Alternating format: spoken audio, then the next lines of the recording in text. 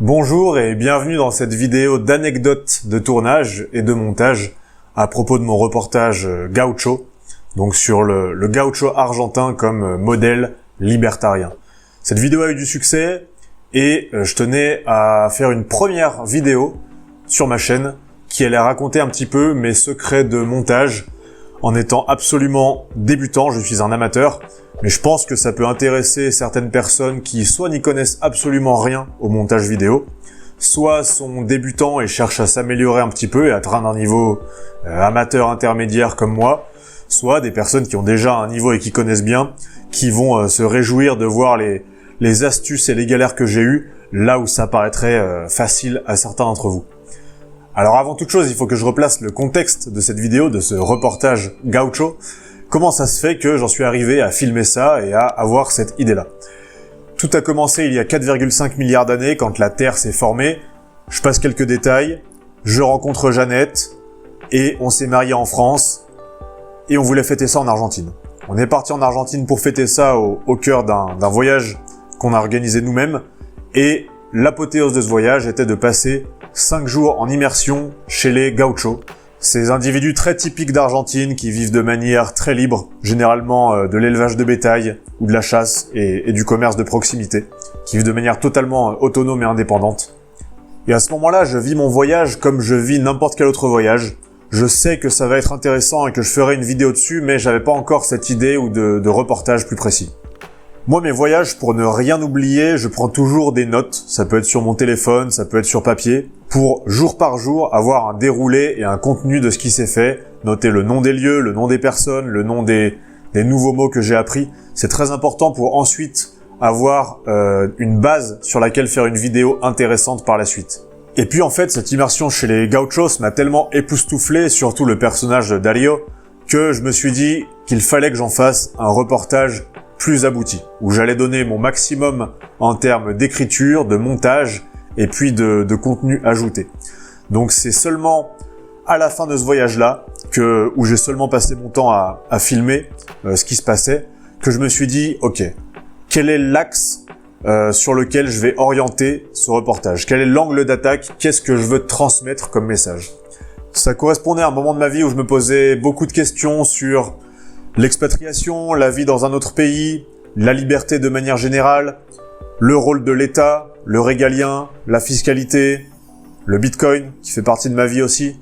Tout ça mélangé, confronté et percuté par Dario et son mode de vie gaucho, totalement libre et libertarien, ça m'a donné envie de faire un reportage sur le sujet. Donc une fois rentré en France, qu'est-ce que je fais? Je réunis tous mes rushs vidéo, toutes mes photos, je demande à chaque personne leur propre rush vidéo s'ils sont intéressants, notamment de téléphone.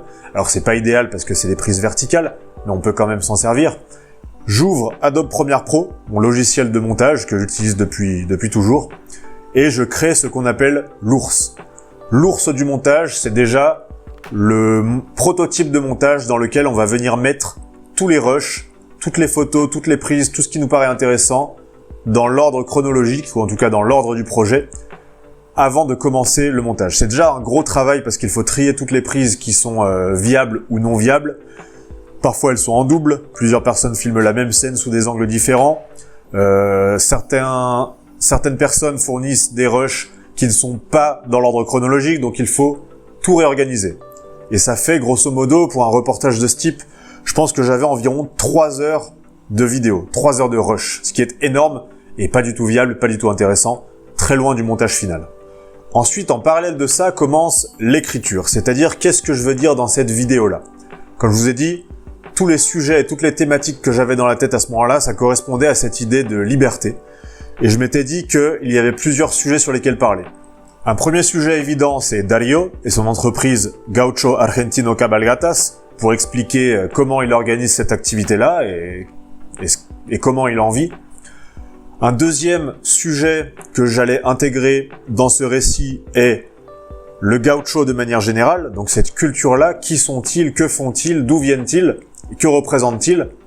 Et un troisième sujet, suite logique de cela, c'est la liberté de manière générale, le libéralisme économique contre l'État, etc. Un de mes gros défauts qui me dessert dans beaucoup d'aspects de ma vie et qui me sert dans certains autres, c'est que je suis beaucoup trop scientifique.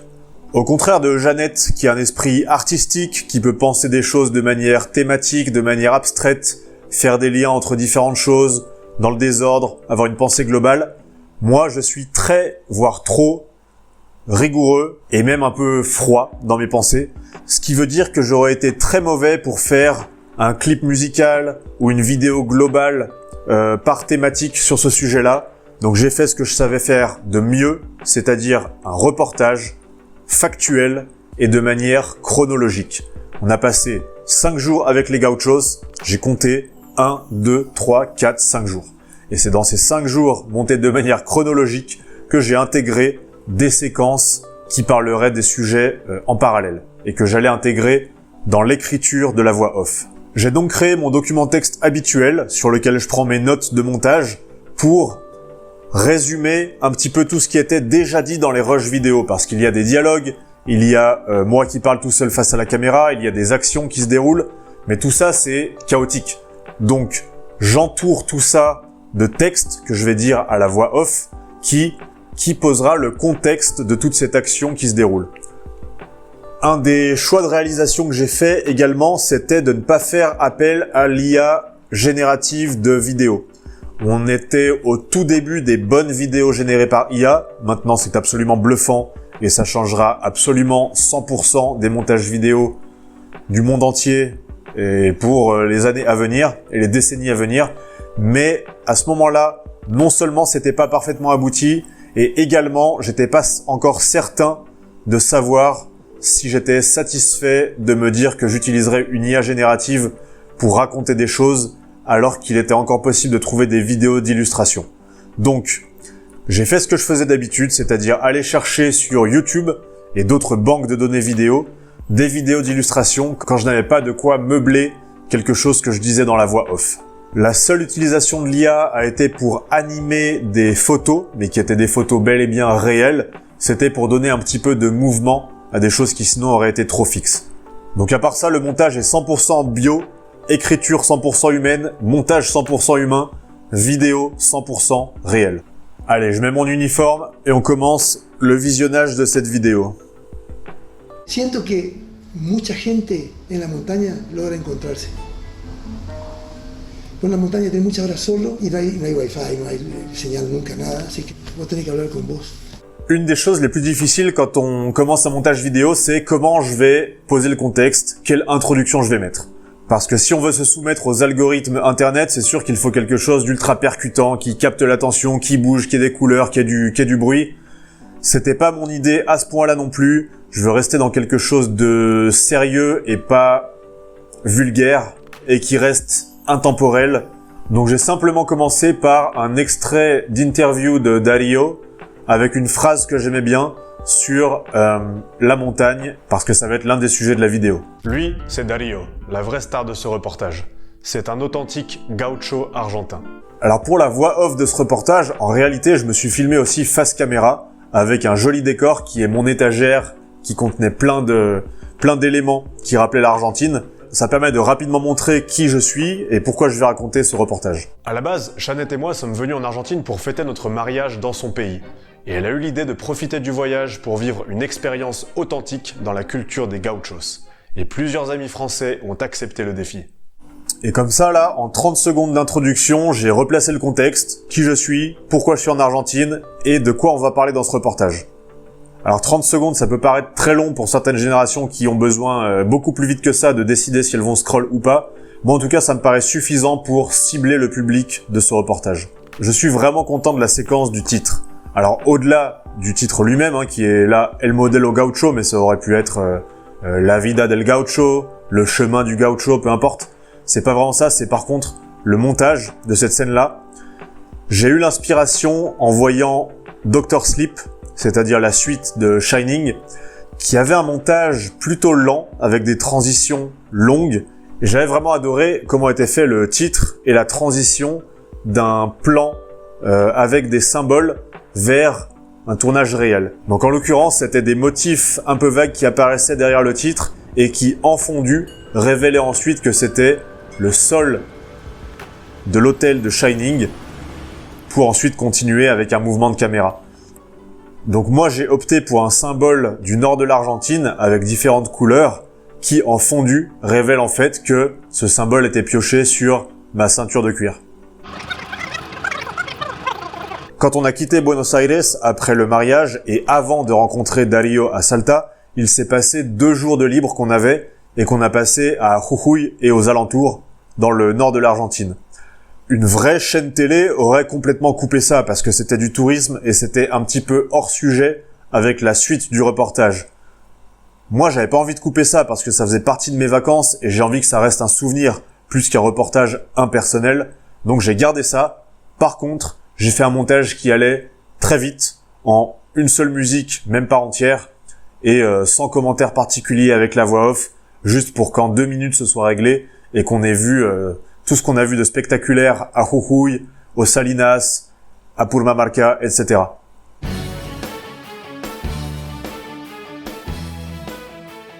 Et la musique choisie, certains l'auront reconnu, c'est We Were Angels, c'est-à-dire une musique de Dragon Ball Z. C'était un rappel de la même musique que j'avais utilisée pour le film Son as Saiyans sur nos vacances en Argentine, Chili et Pérou avec la quête du Machu Picchu. Parce que toute cette vidéo d'époque avait été montée un petit peu sur le thème Dragon Ball Z. Donc c'était un clin d'œil subtil mais très appréciable.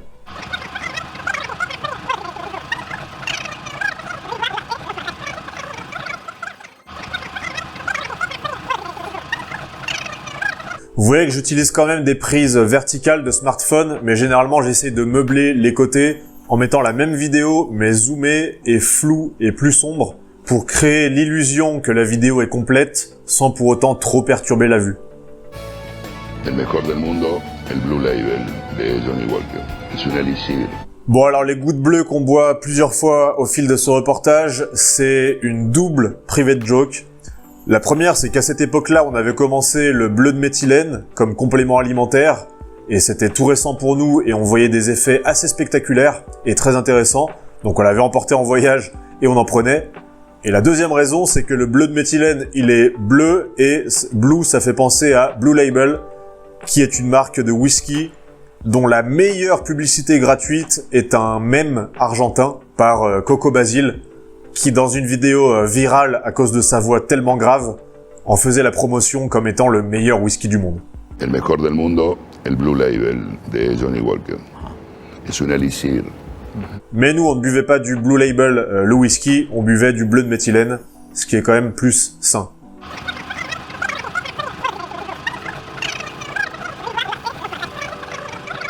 Au final, cette séquence Jujuy et Salinas, c'est ce qui se rapproche le plus de ce que je pourrais faire en matière de clip musical, c'est-à-dire pas du tout artistique, juste des prises dans l'ordre chronologique et surtout des cuts vidéo qui correspondent au tempo de la musique. Ça, je le fais dans tous mes montages. C'est sûr que ça aide de manière générale, mais ça laisse assez peu de place à la créativité et à la surprise. En général, j'aime bien couper la vidéo quand on est sur une note ou sur un tempo de la musique.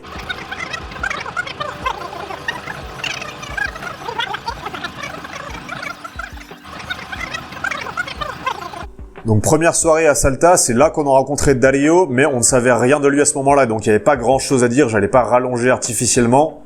Par contre, ce qui était intéressant, c'est que c'est là qu'on a découvert pour la première fois, pour le plus grand nombre d'entre nous, les musiques folkloriques argentines, dont je me suis servi ensuite comme un rappel thématique plusieurs fois au fil de la vidéo.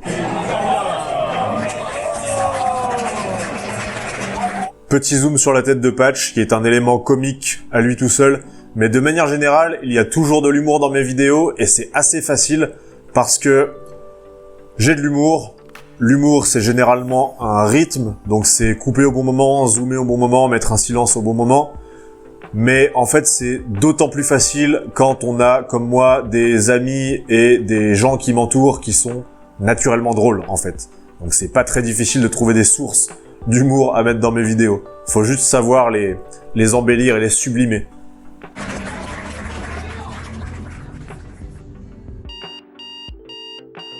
Dans ce projet, j'ai très peu de types de transitions différents pour passer d'une vidéo à l'autre. Généralement, c'est des coupes simples, pour tout ce qui est passé d'une scène à l'autre ou le déroulé chronologique du contenu.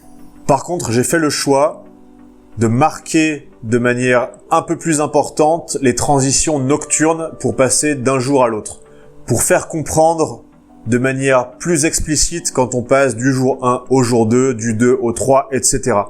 Et à chaque fois, j'ai fait ça par un fondu entre deux vidéos. Alors ça passe beaucoup mieux un fondu quand il y a l'un des deux plans qui est en mouvement et l'autre qui est fixe, ou alors les deux fixes, mais surtout pas quand les deux sont en mouvement, sinon ça fait une bouillie de pixels.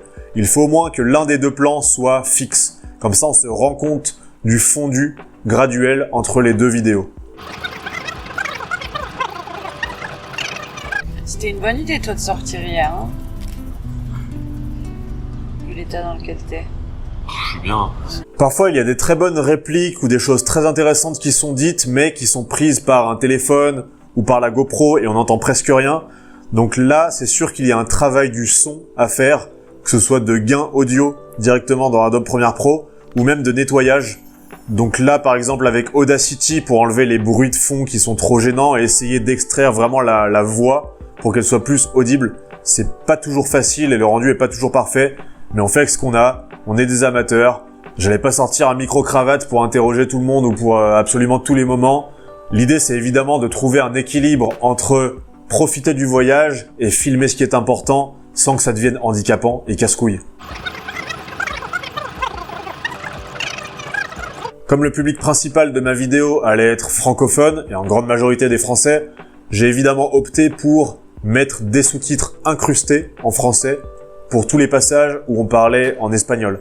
Mais après, pour YouTube, j'ai des sous-titres qui sont activables dans les options pour le public qui serait anglophone ou hispanophone et leur permettre de comprendre la grande majorité de la vidéo ou qui est parlée en français.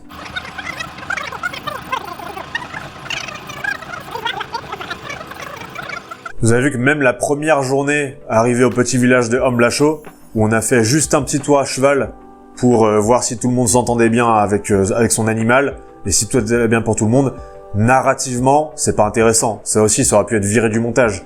Mais comme il y avait des prises intéressantes et qui étaient jolies et qui faisaient partie de mes vacances, j'avais envie de les laisser. Là où j'ai eu du bol aussi, c'est que dans le groupe, il y avait Marina, une Française qui avait une très bonne caméra pour faire de magnifiques photos et qui avait un drone. C'est donc après cette première journée de test à cheval et cette toute première soirée vraiment chez les Gauchos que j'ai décidé de faire la première incursion thématique où j'allais parler de qui sont les Gauchos. C'était important quand même de maintenant désormais placer le contexte et les explications sur les Gauchos.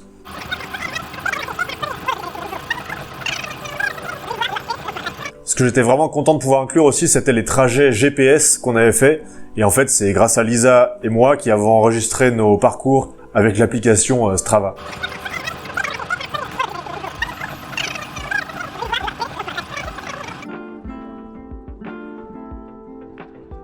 De manière générale, sur la colorimétrie, j'essaie qu'elle reste assez naturelle. J'ai des vidéos où par le passé, j'avais soit pas du tout corrigé la colorimétrie, du coup elles sont un peu ternes et un peu fades, et au contraire d'autres où j'avais exagérément voulu améliorer la colorimétrie et ça donne un effet vraiment surnaturel qui était pas voulu. Moi, ce que j'aime bien, c'est rehausser très légèrement les couleurs, l'intensité des couleurs, le ciel qu'il tire un tout petit peu plus vers le turquoise que vers le bleu marine foncé. Et puis ensuite, c'est du cas par cas, c'est-à-dire en fonction des prises, peut-être qu'il est nécessaire de rehausser un peu les tons sombres parce que sinon on n'y voit rien, ou de réduire les tons clairs parce que sinon on a des blancs un peu cramés, c'est-à-dire l'image est trop blanche et on ne comprend pas ce qui s'y passe. Mais ça peut être aussi de manière totalement artificielle, créer ce qu'on appelle des nuits américaines, c'est-à-dire une colorimétrie un peu bleutée et un peu obscure pour faire comprendre que c'est la nuit alors que la prise de vue réelle n'était pas forcément aussi sombre, voire même était en pleine journée.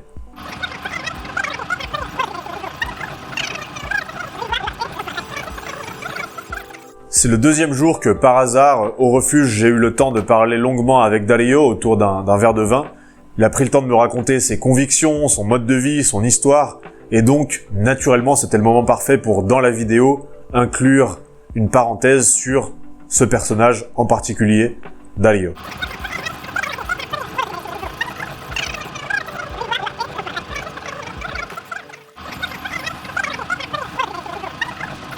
L'incursion thématique suivante que je voulais faire, c'était présenter ce qu'était le mode de vie libertarien, ce qu'était le libéralisme économique, parler de Bastia, parler de Bitcoin.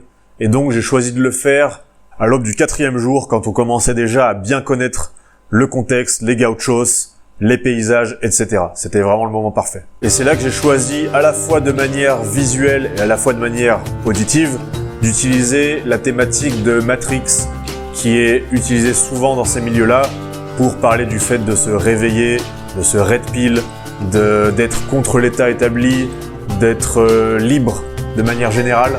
Donc visuellement, ça se traduit par une colorimétrie très verte, comme si on était dans la matrice.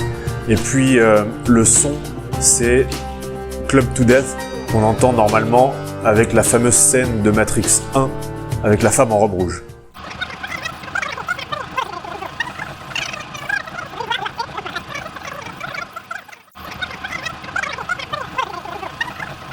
Encore une fois, je suis pas très créatif de manière générale, c'est pour ça que 99% des cuts sont des coupes simples d'un plan à l'autre, mais parfois j'ai un éclair de génie et je filme une prise un petit peu inhabituelle qui n'est ni mon visage, ni le paysage devant moi, ni les gens autour de moi. Là par exemple, j'ai filmé mon ombre et j'ai fait une jolie transition en balayage avec un cactus. Ça n'a pas une signification particulière au sein du récit de manière intradiégétique, mais par contre, c'est joli visuellement.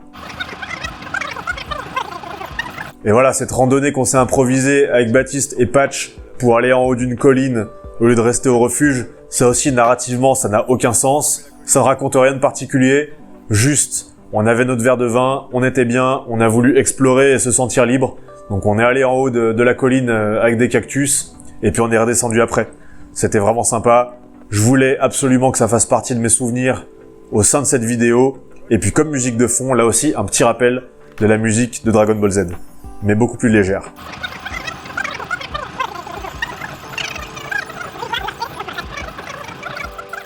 Bon, pour le discours de fin de Dario, l'audio était dégueulasse, donc j'ai réussi à sauver ce qui était sauvable. Il est audible, on comprend un peu ce qu'il dit, et de toute façon, moi j'ai mis les sous-titres.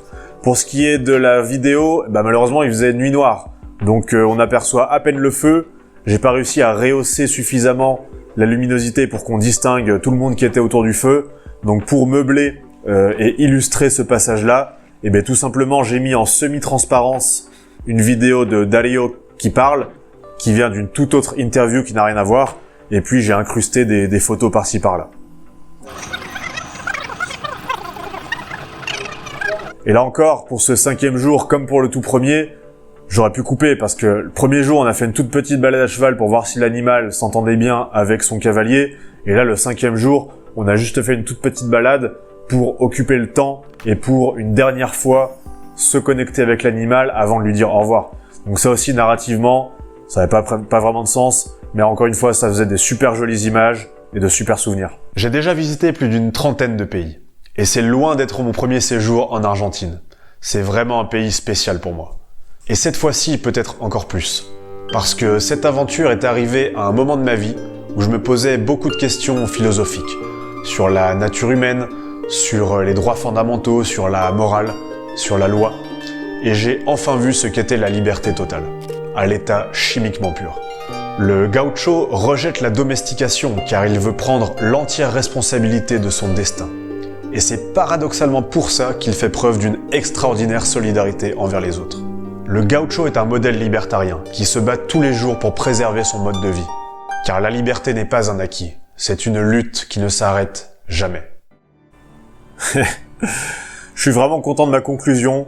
C'est pas la partie la plus difficile à écrire quand tout le reste a été bien écrit, ça vient assez naturellement. Mais voilà, je suis vraiment content de comment est cette conclusion, comment elle a été montée. Et même les crédits de fin, j'ai pu ici rendre justice en nommant tout le monde qui avait participé ou juste été présent dans cette aventure. Et puis utiliser comme musique de générique de fin la version jouée avec une orgue d'église de L'amour toujours de Gigi D'Agostino.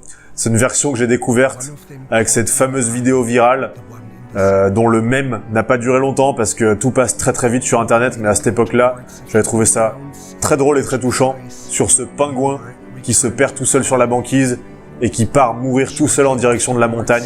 We saw him heading straight towards the mountains, some 70 kilometers away. Dr. Ainley explained that even if he caught him and brought him back to the colony, he would immediately head right back for the mountains.